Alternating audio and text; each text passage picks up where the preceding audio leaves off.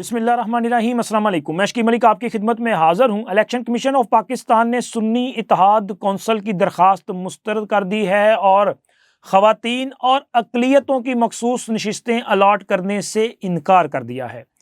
और इसके साथ साथ सुन्नी इत्तेहाद कौंसल की तरफ से ये ऐलान कर दिया गया है कि जी वो इस फैसले के ख़िलाफ़ अदालत में जाएंगे, यानी कि सुप्रीम कोर्ट जाएंगे। अब ये मामला जो है वो सुप्रीम कोर्ट ही डिसाइड करेगी कि किसको सीटें मिलनी है। लेकिन इलेक्शन कमीशन के फैसले के मुताबिक हुकूमती इत्तेहाद के लिए ज़रा खुशी की खबर है कि उनकी सीटें बढ़ जाएंगी।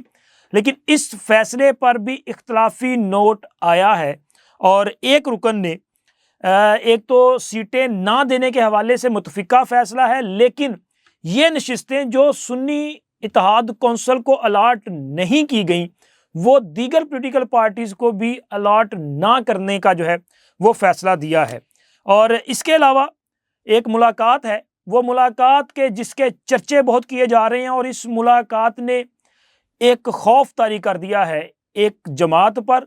और इसी तरह सदर मुमलिकत डॉक्टर आरिफ अलवी साहब का जो बॉडी लैंग्वेज है और उनकी जो हवाइयाँ उड़ी हुई हैं, आखिर इसके पीछे कहानी क्या है।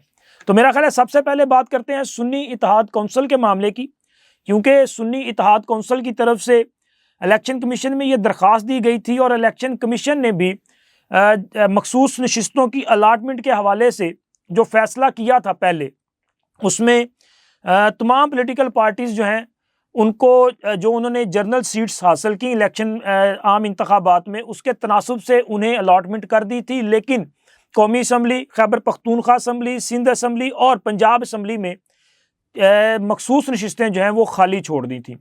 और इलेक्शन कमीशन की तरफ से अब जो फ़ैसला अनाउंस किया गया है 22 सफ़हात पे मुश्तमिल ये फ़ैसला है और इस फ़ैसले के मुताबिक इलेक्शन कमीशन का ये कहना है कि सुन्नी इत्तेहाद कौंसल की तरफ से बरवक्त मखसूस नशिस्तों के लिए तरजीहाती फ़हरिस्त जमा ना करवाना कानूनी नकास में शामिल है।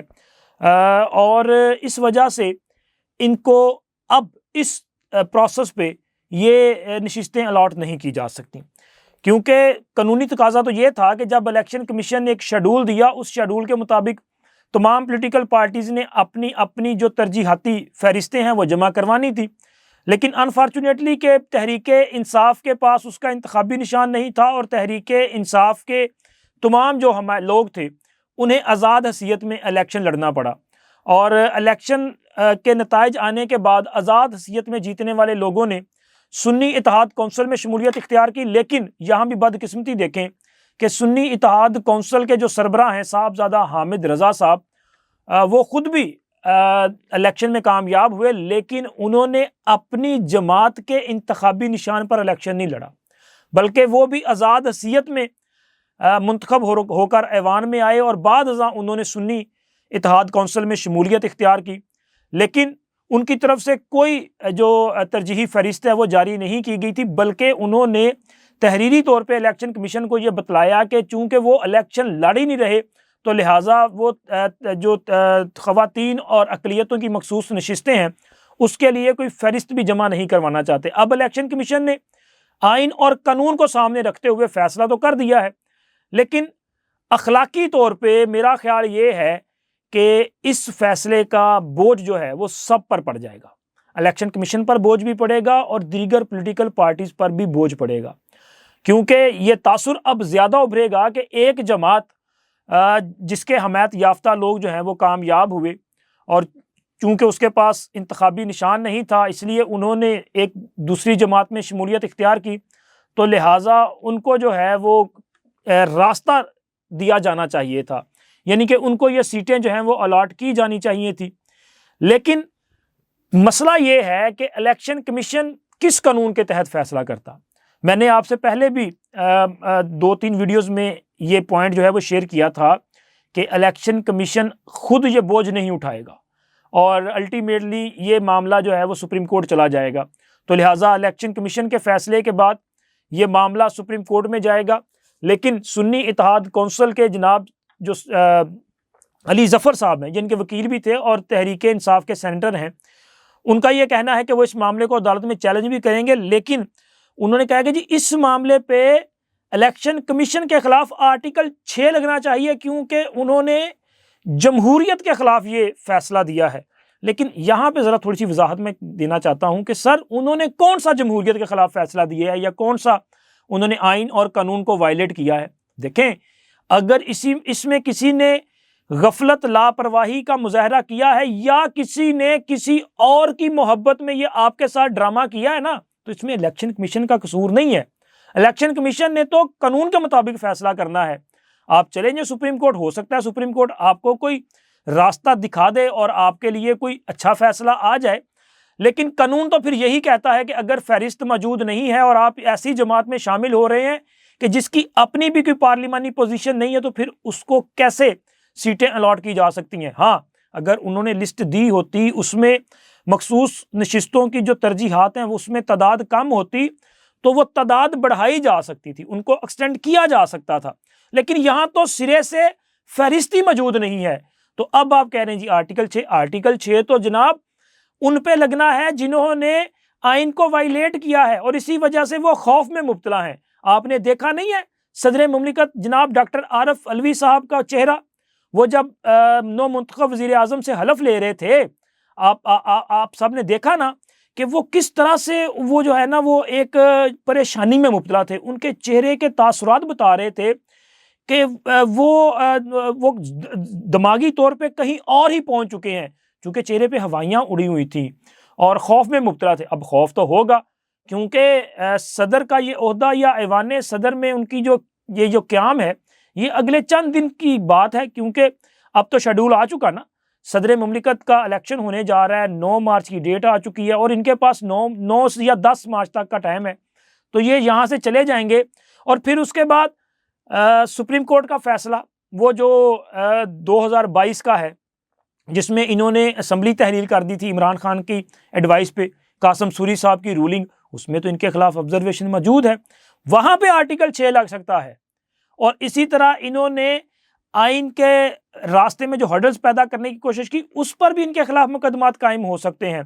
तो वो खौफ तो उनको आ रहा है, इसी वजह से उनकी हवाइयाँ उड़ी हुई हैं।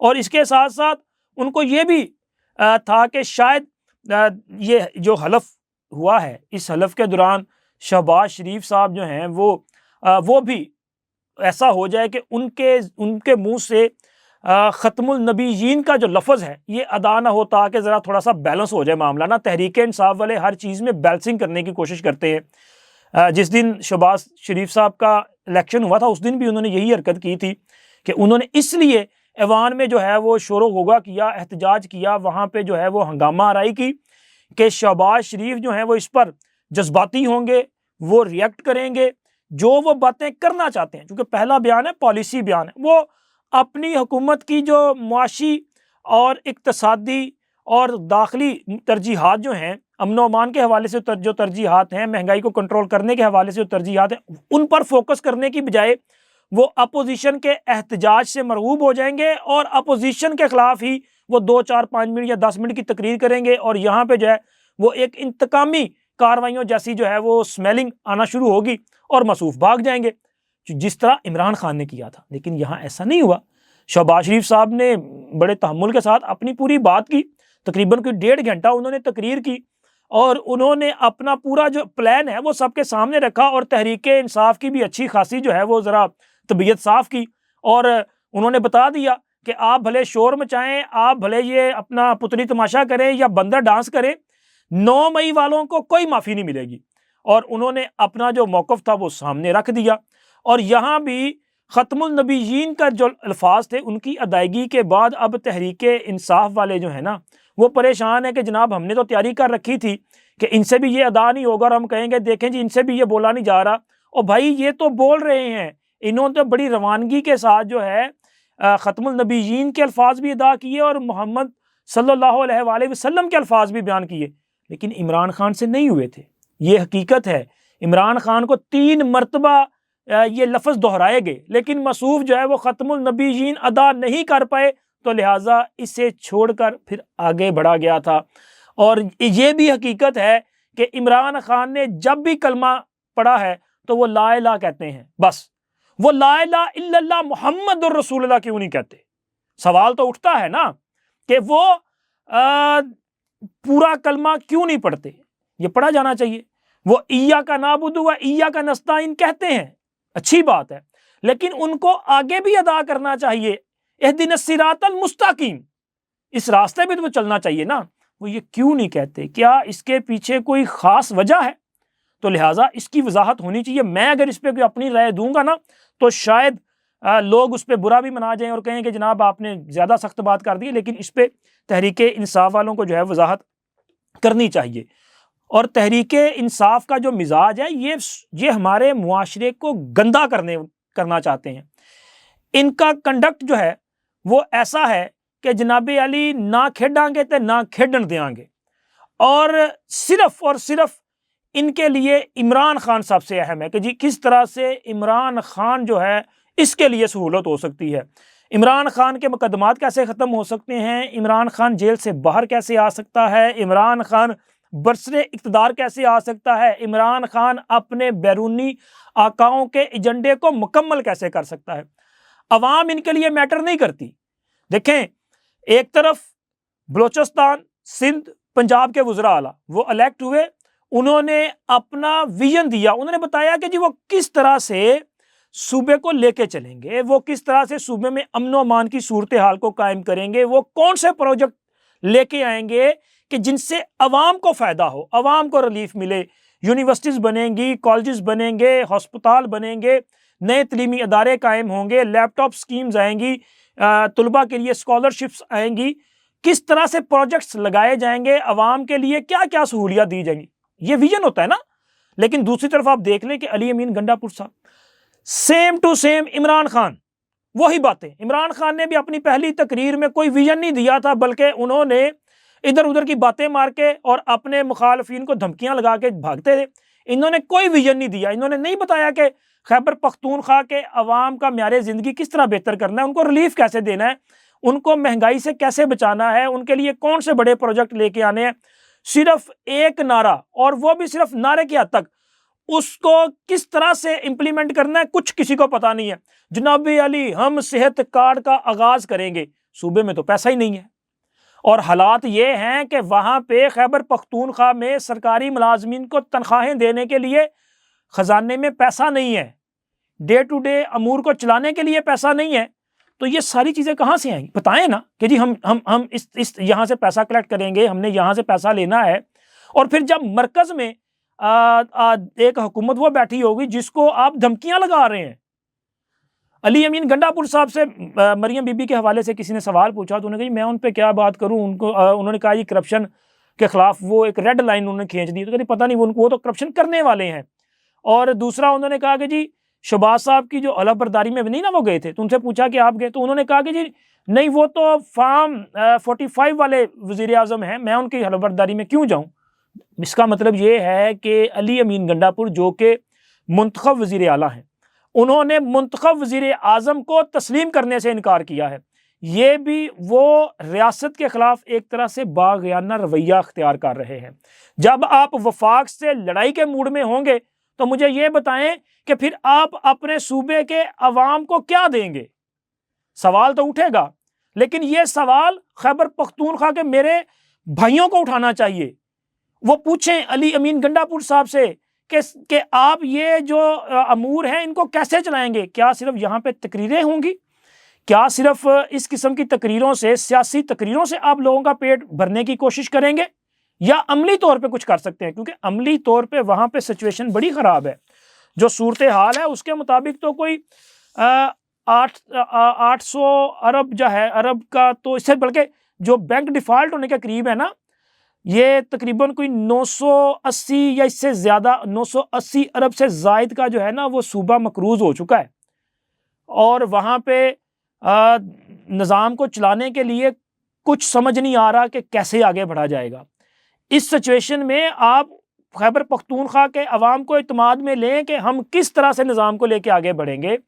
हमारी जो टैक्स कलेक्शन है वो उसका तरीक़ाकार क्या होगा, अशिया ज़रूरी की कीमतों को कम आप कैसे करेंगे, चूँकि ये तो एक सूबाई सब्जेक्ट हो चुका ना। अमन व अमान की सूरत हाल को कैसे बरकरार रखेंगे, चूँकि ये मामला तो दरपेश आने हैं, लेकिन आप इन पे बात करने की बजाय या इनको एड्रेस करने की बजाय आप ज़्यादा आसान टारगेट रखते हैं कि अपने सियासी मुखालफिन के ख़िलाफ़ इल्ज़ाम तराशी लगा दें। उससे ये होता है कि तहरीके इंसाफ के जो फॉलोअर्स हैं ना, ये इनके जो सोशल मीडिया वाले हैं या इनके मानने वाले हैं, उनको ज़रा वो खुशी मिलती है, तसल्ली मिलती है।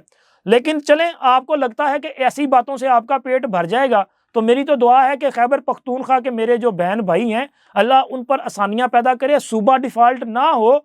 लेकिन ख्याल ज़रूर कीजिएगा कि आपके वज़ीर आला का रवैया क्या है, क्या इस ऐसे रवैये के साथ आप आगे बढ़ सकते हैं, मुल्क तरक्की कर सकता है या कि नहीं। और इसके अलावा सर, एक तस्वीर, बल्कि एक नहीं ज़्यादा तस्वीर जिनकी वजह से कौमे यूथ को जो है वो अपना बड़ी हैजान पैदा हो चुका है, बड़ी उनको ना थरथल्ली मची हुई है कि यार ये क्या हो गया। वो तस्वीर वो भी ईवान सदर की है, चूँकि नौ मुंतखब वज़ीर आज़म की हलफ बर्दारी थी और तमाम जो मुल्क की अपना अहम अथॉरिटीज़ हैं वो वहाँ पे जाती हैं। और तस्वीर है आर्मी चीफ साहब की मियाँ नवाज शरीफ के साथ मुलाकात की, मुसाफा करने की। तस्वीर है आर्मी चीफ साहब की मरियम नवाज के साथ मिलने की, उनका हालचाल पूछने की और उनको मुबारकबाद देने की। अरे मरियम नवाज जो हैं वो पंजाब की पहली खतून वज़ीर आला हैं और ये एक बड़ा एजाज़ है। और पिछले 5-6 दिन में जब से वो उन्होंने ज़िम्मेदारी संभाली है, वो बड़े बेहतर अंदाज में सूबे को जो है वो आगे लेके बढ़ रही हैं।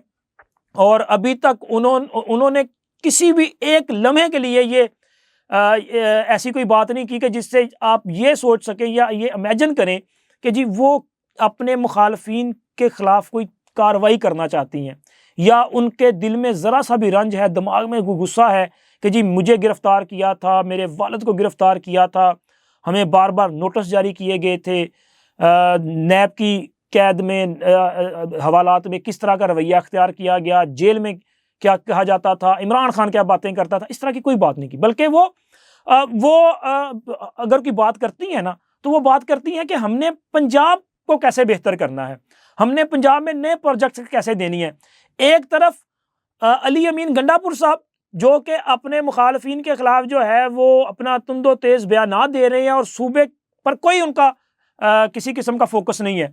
दूसरी तरफ मरियम नवाज जो कि सूबे में एक state of the art cancer हस्पताल बनाने का आगाज़ करने जा रही हैं, जो सूबे में रमज़ान की आमद को देखते हुए अवाम के रिलीफ के लिए काम करने जा रही हैं। तो वो फ़र्क तो नज़र आ रहा है। इसी तरह ईवान सदर में जनाब आसफ़ अली ज़रदारी साहब से मुसाफ़ा, आर्मी चीफ साहब का, बिलावल भुट्टो ज़रदारी साहब से मुसाफ़ा और दीगर लोगों के साथ जो मुलाकात है, ये तस्वीरें देख के यूथियों को आग लगी हुई है और वो मतलब उनका बस नहीं चल रहा कि यार क्या करें। लेकिन यार आप कुछ भी नहीं कर सकते। आप बेहतर काम ये है कि आप इन चीज़ों पे तवज्जो देने की बजाय आप अपने आप की तरफ देखें।